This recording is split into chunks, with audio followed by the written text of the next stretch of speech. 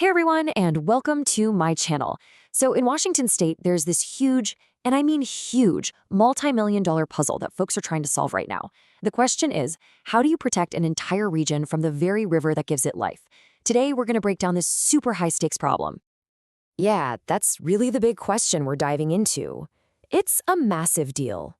A river can bring so much, but what happens when it threatens to just wash it all away?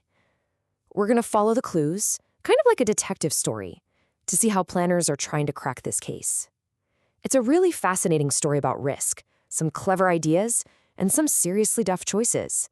And hey, if you want to follow along with us on this journey, make sure to hit that like button, share, and subscribe to my channel. Okay, so here's our game plan for this explainer. First up, we'll look at when the river rises to really get a handle on the scale of this threat. Then, we'll see what's in a region at risk. After that, we'll start searching for a solution and even peek at some ideas on the cutting room floor. Finally, we'll get to the recommended plan and talk about the future of the valley. Sound good? Let's jump in. All right, section 1. When the river rises. So first, we need to understand just how big of a threat we're talking about here. Our story starts with the Skagit River. I mean, it's beautiful, it flows through this amazing fertile valley, but it has a wild side. For generations, the people who live here have had to deal with this constant possibility of a major flood. And look, this isn't some kind of worst-case scenario fantasy.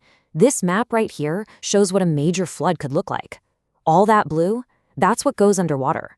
We're talking about entire towns, thousands and thousands of acres of land just gone. It's a huge area.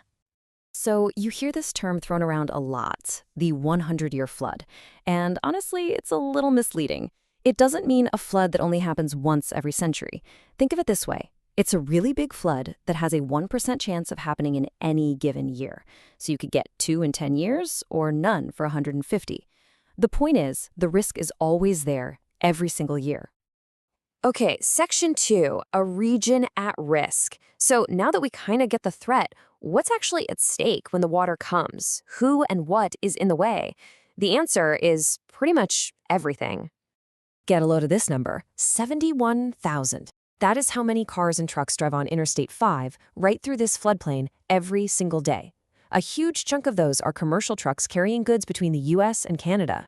So a flood here doesn't just mess up the local commute, it could literally shut down a major artery for international trade. That's a huge deal. And it gets even more serious. I mean, look at what's sitting right in the floodplain. A hospital, multiple schools, police and fire stations, the city halls for both Burlington and Mount Vernon. Can you imagine trying to coordinate an emergency response when your own command center is at risk of being flooded? It's a nightmare scenario. Okay, here's a fact that might blow your mind. The Skagit Valley is world famous for its tulips. The Tulip Festival brings in over 300,000 people a year. But this is way more than just a pretty photo op. A whopping 75% of the entire U.S. commercial tulip supply is grown right here. Yep, in this exact floodplain. The economic hit would be just devastating. In Mount Vernon, over 80% of all commercial property is in the flood zone. The city of Burlington, which is a big shopping hub for the region, almost the whole city is at risk. Then you add in 50,000 acres of farmland and a key pipeline that sends jet fuel to Seattle's main airport, you start to see that the economic heart of this whole county is incredibly vulnerable. So with so much on the line, the hunt for a solution was on. You can think of the U.S. Army Corps of Engineers and Skagit County as the lead detectives on the case. Their job? To go through more than 20 different potential plans to figure out which one could actually save the valley. So the detectives basically had 2 kinds of tools they could use. On one side, you have structural measures. This is the big stuff, the construction projects. Think of building giant levees, which are kind of like guardrails for the river, or flood walls. Then on the other side, you have non-structural measures. This is more about changing policies and rules, things like creating better warning systems or raising houses up on stilts so they're out of the water. No major construction. And this map, wow, this gives you an idea of just how many options were on the table. Every single line and shaded area here was a different idea they looked at. The yellow lines, that's raising the levees that are already there. The red lines are brand new ones. And those big green patches, those were ideas for carving out massive new channels to give the floodwater somewhere else to go. You could imagine how much work it was to study every single one of these. All right, Section 4, Ideas on the Cutting Room Floor. A huge part of finding the right solution is figuring out what doesn't work. And some of the ideas they kicked around at first were, well, they were pretty wild.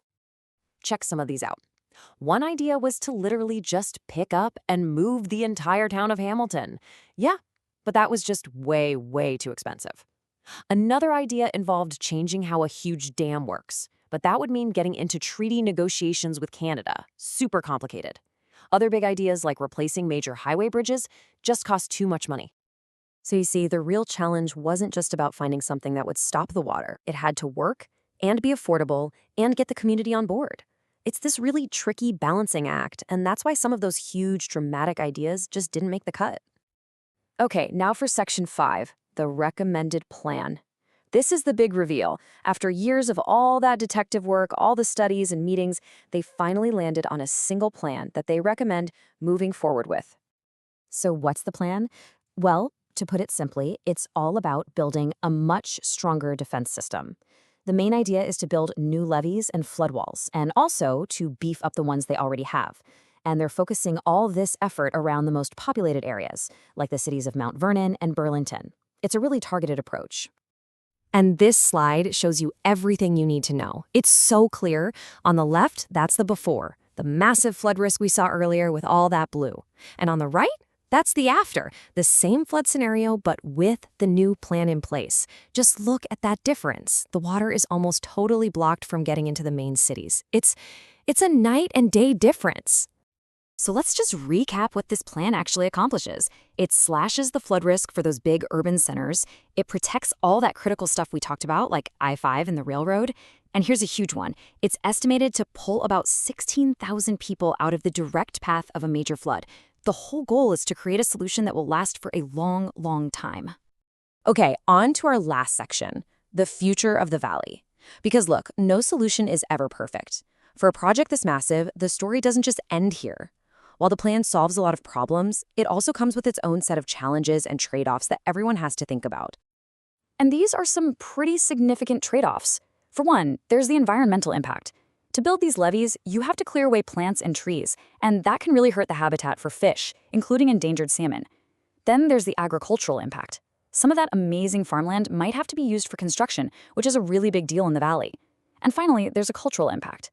The construction could disturb historic places or archaeological sites that are really important to local Native American tribes. And then there's this one last giant challenge that's hanging over everything: climate change. This quote right here is from the official report, and it basically says that by the year 2070, they expect the average major flood to be 33% more powerful. So they're trying to build a solution for a problem that is actively getting worse. It's like trying to build a dam that's tall enough for a wave that you know is still growing.